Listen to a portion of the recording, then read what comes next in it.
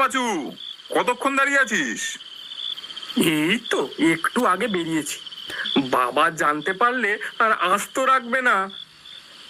আরে ভোর হবার আগেই আমরা পালিয়ে আসবো, কেউ জানতেই পারবে না। ঠিক আছে, চল। এই ডাকাত বাড়িটা কোন দিকে? চল আমার সাথে, আমি চিনি। একটু দূরে হেঁটে যেতেই সামনে দেখা দিল একটা পোড়া ইটের বাড়ি, অনেক বছরের পুরনো। চারদিকে দেওয়ালে শিকড় গজিয়ে গেছে। ঘুটঘুটে অন্ধকার বাড়ির ভেতরে। এই সেই ডাকাত বাড়ি। এখানেই ভেতরে দুর্গা দালানে আজকে রাতে ভূতের নাচন হবে। চল তাহলে ভেতরে যাই। এই নে পাচু, তুই টর্চটা ধর। যা ভীতু তুই, আলো থাকলে মনে একটু সাহস পাবি।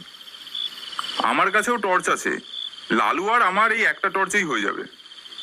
হ্যাঁ দে, আমি একটা টর্চ ধরি। তিনজনে ভেতরে ঢুকলো। ভেতরে ঢুকেই সামনে বিশাল দালান। ওরা তিনজন দালানের এক কোণে গিয়ে বসলো।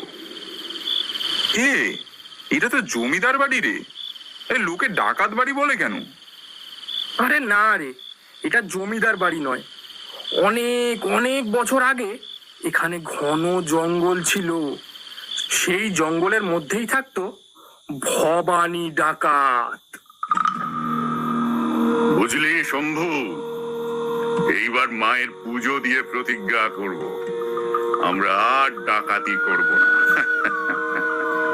তবে সর্দার, আমাদের পেট চলবে কেমন করে? মা কি আমাদের কম দিয়েছেন রে? ভাবছি এবার দুর্গা দালানের একটা পাকা মূর্তি প্রতিষ্ঠা করব মায়ের। দর্শনার্থীরা আসবে, প্রণামী দেবে, রোজ মায়ের ভোগ হবে। আমরা সেই ভোগ খাবো আর মায়ের সেবা করব। খুব খুব ভালো হবে সর্দার, খুব ভালো হবে। আর পুলিশের সাথে যুদ্ধ করে বেশি দিন পারাও যাবে না এমনিতেও। তাদের হাতে বন্দুক আছে, আমরা এই বল্লম, তীর, তলোয়ার, বর্ষা নিয়ে কতদিন ঠেকাবো। কাল মহালয়া, মায়ের চক্ষুদান করব আমি। মায়ের চোখের কালি প্রস্তুত হয়েছে। সর্দার বেড়ে বলেছেন, বেড়ে বলেছেন। চোখের কালি একটা নথর দেখে মহিষ জোগাড় করেছি। বলিস কি রে? মহিষ বধ মানে তো মহিষাসুর বধ।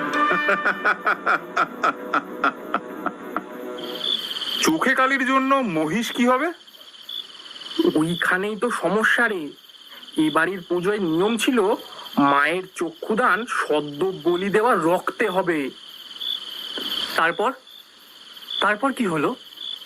তারপর মহালয়ার ভোর রাতে হঠাৎ পুলিশ হামলা করলো ডাকাত বাড়িতে। ভবানী ডাকাত প্রস্তুত ছিল না। পুলিশ বাহিনী এলো পাথারি গুলিতে এই ঠাকুর দালানেই জনা 50 ডাকাত মারা যায়। এই ঠাকুর দালান রক্তে ভেসে যায়। বাকি থেকে যায় মায়ের চক্ষুদান। তারপর এই ডাকাতের ভূতেরাই মহালয়ার আগের রাতে এই ডাকাত বাড়িতে ফিরে আসে, ঢাকের আওয়াজে নৃত্য করে, আর ভবানী ডাকাত মায়ের চক্ষু দান করে। এবার কিন্তু বেশ ভয় করছে রে। আমরা এখানে এসে ভালো করিনি খুব একটা। চুপ কর তো, এই তো বসে আছি।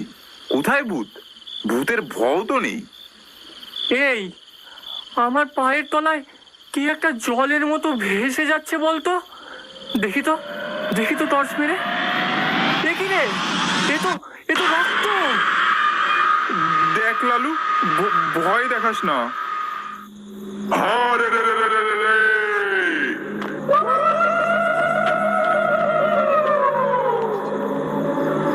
ওই ওই শুরু হলো ভূতের উপদ্রব।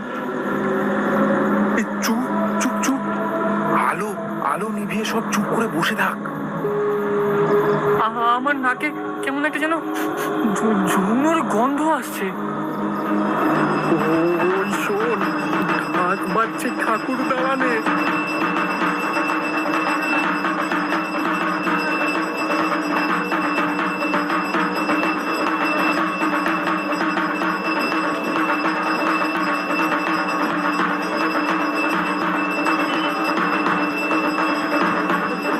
ও কি, ওরা কারা? ওরাই সেই ডাকাতের ভূত রে। চুপ থাক, আমাদের দেখে নিলে বিপদ।